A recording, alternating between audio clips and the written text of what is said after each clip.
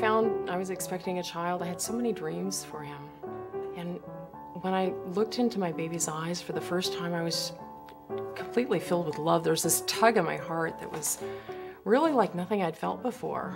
It was overpowering almost. But I didn't know where that love would take me. I didn't know what was in store back then. I didn't know that loving my baby would take me to the very depths of despair and heartbreak. And all hope would seem gone and dreams shattered. And Rex was 4.5 months old, and we learned he was blind. And as shattering as that was, it was just the beginning, because there were complications. Rex was born with a huge cyst in his brain, and at 4 months, doctors discovered he was blind. Over the next few years, the news got worse and worse.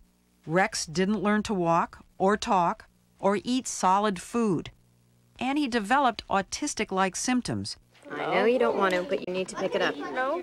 Yes. Including hypersensitivity in his hands. Can you pick it up?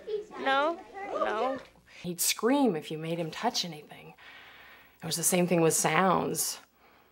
Things like light switches, doors closing, running water.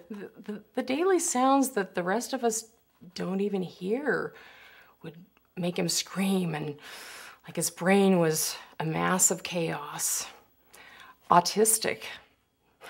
That was the word that surfaced from specialists to describe what was going on, but I didn't want to believe that.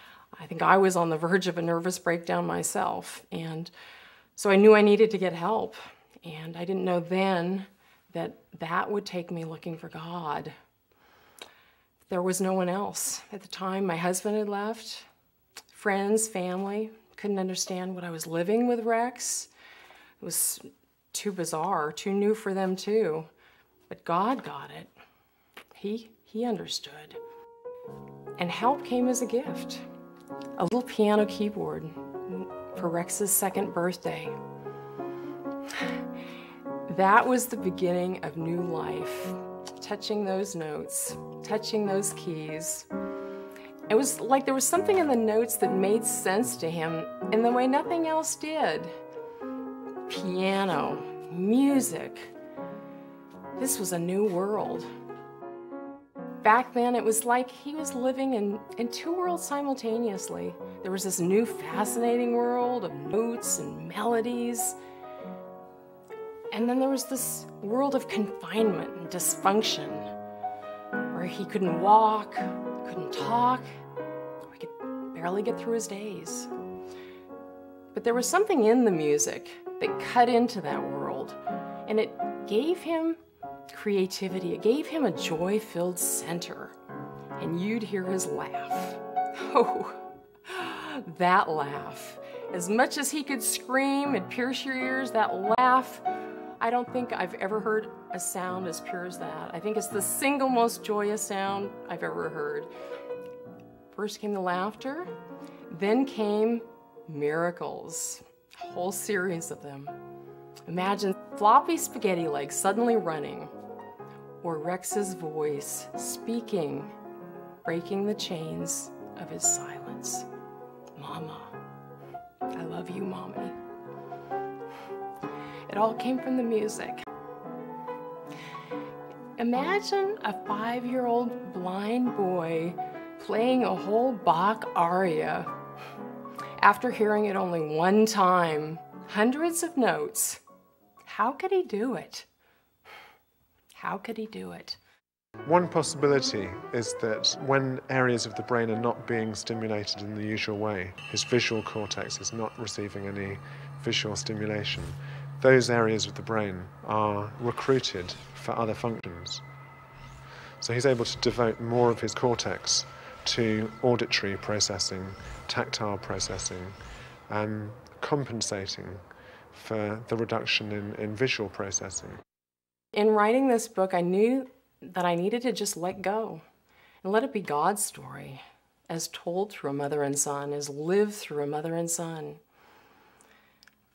Because that's what it was. It's a journey with its highs, lows, twists, turns, struggles, trials, triumphs, and it's a story of transformation and grace. And it's a love story. Love story. Mother and son. And God's love. It's a love story against a backdrop of music.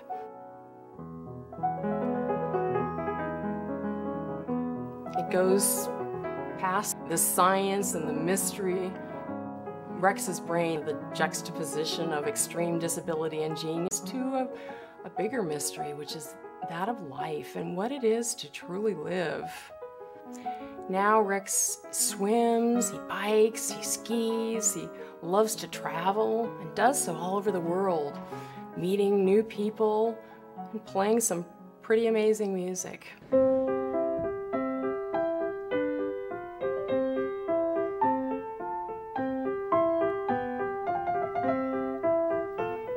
To me, Rex's life, his story, his song is of hope.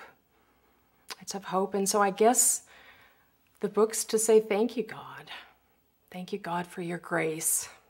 Thank you, God, for my son, my beautiful son, and all the beauty that I see around me all the time now. There are many labels that you could attach to Rex. Blind, autistic, musical genius, savant, but somehow they don't stick because he's all of it and none of it, because he's just Rex. Just Rex.